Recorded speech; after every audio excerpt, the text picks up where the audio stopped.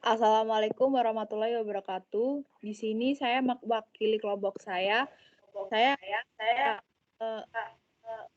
menjelaskan tentang sisi sistem PPT kelompok saya. Kelompok saya yang mengambil PT Indofood Management System Information.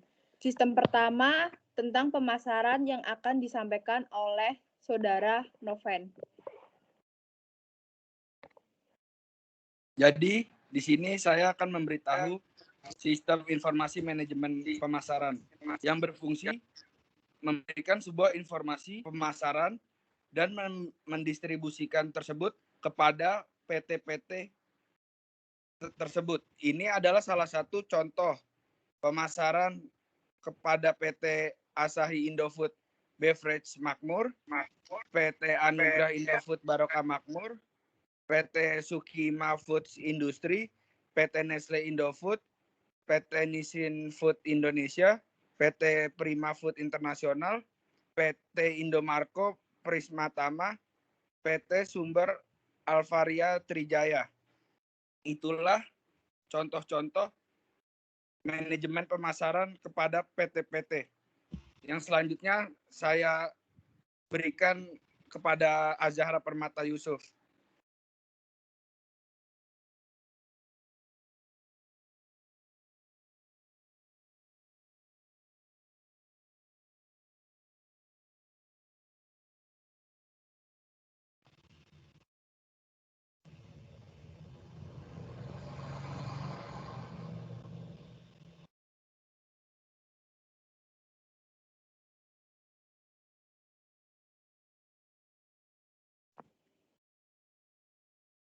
Proses produksi yang pertama bahan, yang satu tepung, air, minyak goreng, larutan alkali.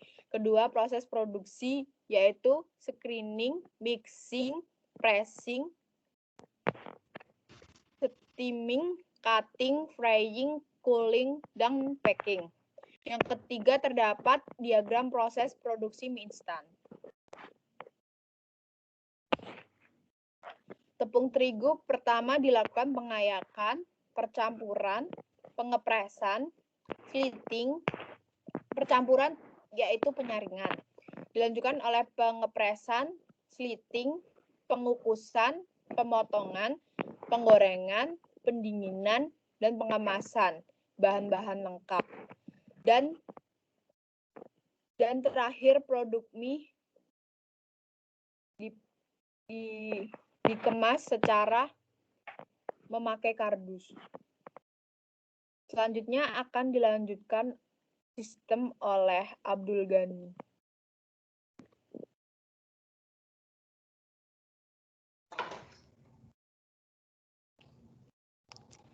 Di sini saya akan menjelaskan personal planning. Personal planning itu proses menciptakan rencana tindakan berdasarkan kesadaran, nilai-nilai represi, penetapan tujuan, dan perencanaan untuk pengembangan pribadi dalam konteks karir, pendidikan, hubungan, atau untuk perbaikan diri. Visi, misi, tujuan, perencanaan strategis. Visinya itu menjadi total food solution company. Dan misinya untuk terus meningkatkan karyawan, proses kami, dan teknologi kami untuk menghasilkan kualitas tinggi, inovatif, dan terjangkau. Tujuannya yang pertama, memperluas bidang usaha secara terus-menerus melalui bidang usaha internal maupun pengembangan usaha strategis. Yang kedua, mengurangi biaya transportasi. Yang ketiga, meningkatkan kesejahteraan karyawan. Yang keempat, mensuplai daerah lain yang selalu kekurangan persediaan barang. Dan yang kelima, berperan serta dalam pelestarian lingkungan hidup dan peningkatan kesejahteraan masyarakat. Dan PT Indofood Sukses Makmur tersebut yang telah menjadi perusahaan raksasa terbesar di Indonesia yang selalu mendirikan unit-unit bisnis pendukungnya untuk mencapai keinginan terciptanya satu sistem produksi yang terintegrasi. Dalam pengembangan pasar dan peningkatan kemampuan perusahaan, PT Indofood menggunakan strategi intensif strategi yang terdiri dari 3 strategi utama. Yang pertama, strategi penetrasi pasar. Strategi ini berusaha untuk meningkatkan market share untuk suatu produk melalui usaha pemasaran yang lebih besar. Nah, yang kedua, strategi pengembangan pasar. Tujuan untuk memperbesar pasar dengan memperkenalkan produk atau jasa ke daerah-daerah baru. Yang ketiga, strategi pengembangan produk. Meningkatkan penjualan dengan meningkatkan atau memodifikasi produk-produk yang ada. Selanjutnya dilanjutkan oleh Marapahila.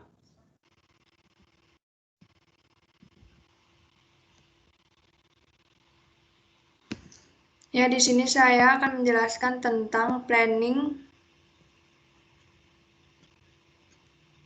profit planning. Profit planning itu analisis yang sistematis terhadap pendapatan dan biaya dan setiap unit di suatu perusahaan yang diharapkan dapat menghasilkan keuntungan atau laba dengan menggunakan sumber daya yang tersedia. Pendapatan dan penjualan PT Indofood pada tahun 2017 sebesar 8,9% dengan mencapai 1,38 triliun. Pendapatan pada tahun 2018 sebesar 9,3%, mencapai 25,26 triliun. Selanjutnya, divisi National Science Foundation mencapai 16,6% dengan 83,7 miliar. Divisi minimum PT Indofood itu sendiri mencapai 1,8 triliun. Laporan laba rugi dan penghasilan komprehensif lain pada tanggal 31 Desember 2018. Penjualan dan pendapatan usaha 38.413.407 rupiah. Beban pokok penjualan dan pendapatan 26.147.857 rupiah. Jumlah laba bruto 12.265.550 rupiah. Beban penjualan 4.429.860 rupiah. Beban umum dan administrasi 2.063.933 rupiah. Pendapatan keuangan 254.33 rupiah. Beban keuangan 225.568 rupiah. Keuntungan dan kerugian selisih kurs mata uang asing bagian atas, laba dan rugi entitas asosiasi yang dicatat dengan menggunakan metode ekuitas 29.601 rupiah bagian atas laba rugi entitas Ventura bersama yang dicatat menggunakan metode ekuitas. Selanjutnya, keuntungan kerugian atas instrumen keuangan derivatif pendapatan lainnya 819.176 rupiah. Beban lainnya 143.12 rupiah. Keuntungan kerugian lainnya jumlah laba rugi sebelum pajak penghasilan 6.446.785 rupiah. Pendapatan beban pajak 1.788 rupiah. Jumlah laba rugi dari operasi yang dilanjutkan 4.658.781 rupiah. Laba rugi dari operasi yang dihentikan 0. Jumlah laba rugi 4.658.781 rupiah. Selanjutnya akan disampaikan oleh Lilis.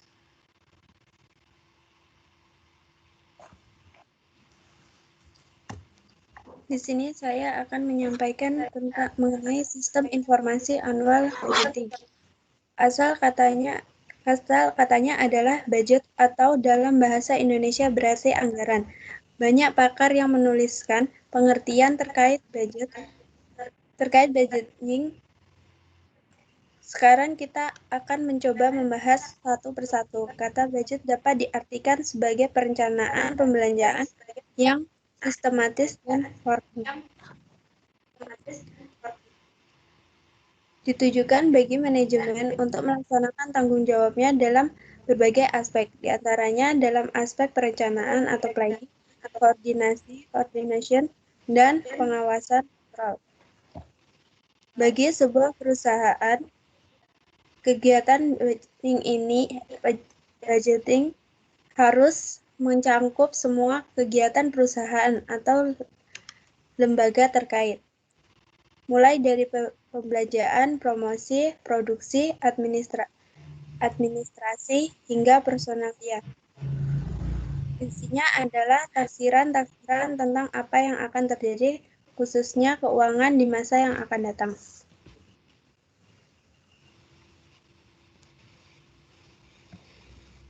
Dalam perusahaan PT Indofood terdapat penanggung jawab dan pembagian tugas yang berhubungan pada sistem informasi annual budgeting terdapat pada satu komite audit. Komite audit dibentuk dan disusun untuk memenuhi ketentuan dalam peraturan Badan Pengawas Pasar Modal dan Lembaga Keuangan.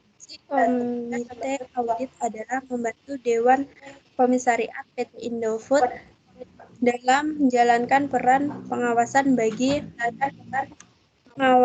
dengan mengkaji laporan keuangan perusahaan.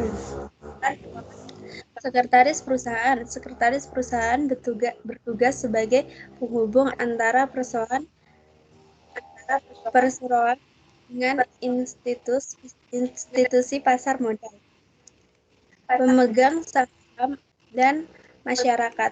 Sekretaris perusahaan juga bertanggung jawab untuk memastikan kepatuhan pada peraturan dan ketentuan pasar modal, memberikan saran pada direksi tentang perubahan peraturan serta pengaturan pertemuan direksi. Ketiga, investor relation.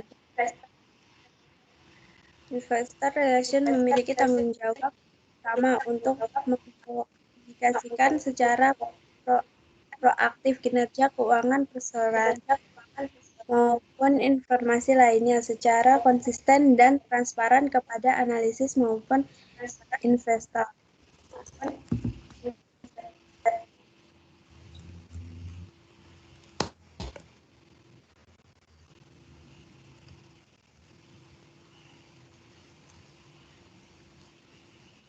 Dalam menetapkan sistem informasi, PT Indofood menggunakan versi 4,0.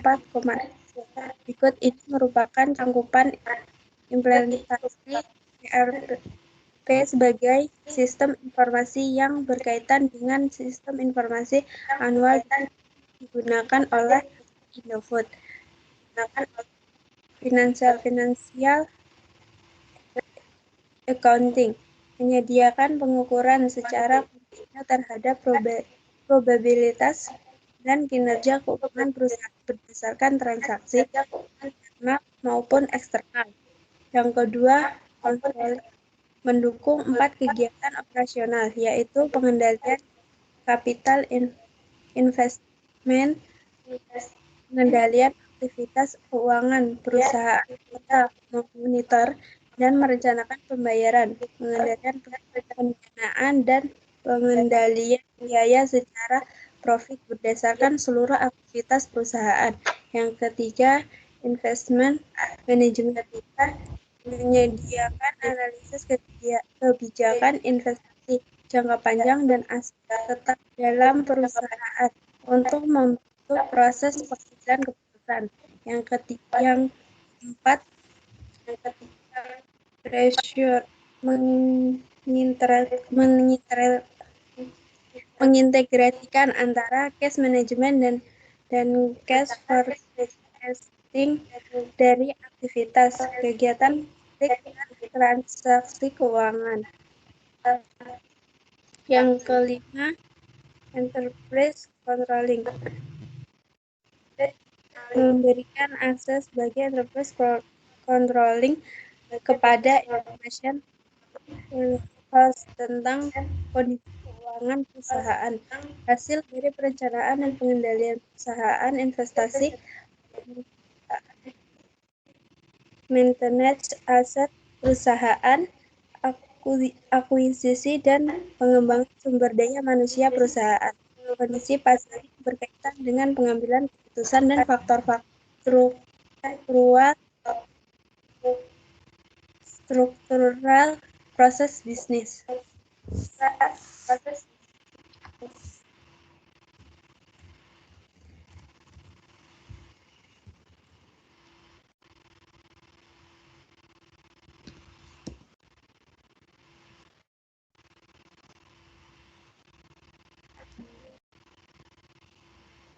Sekian dari kelompok kami. Kurang lebihnya mohon maaf. Wassalamualaikum warahmatullahi wabarakatuh.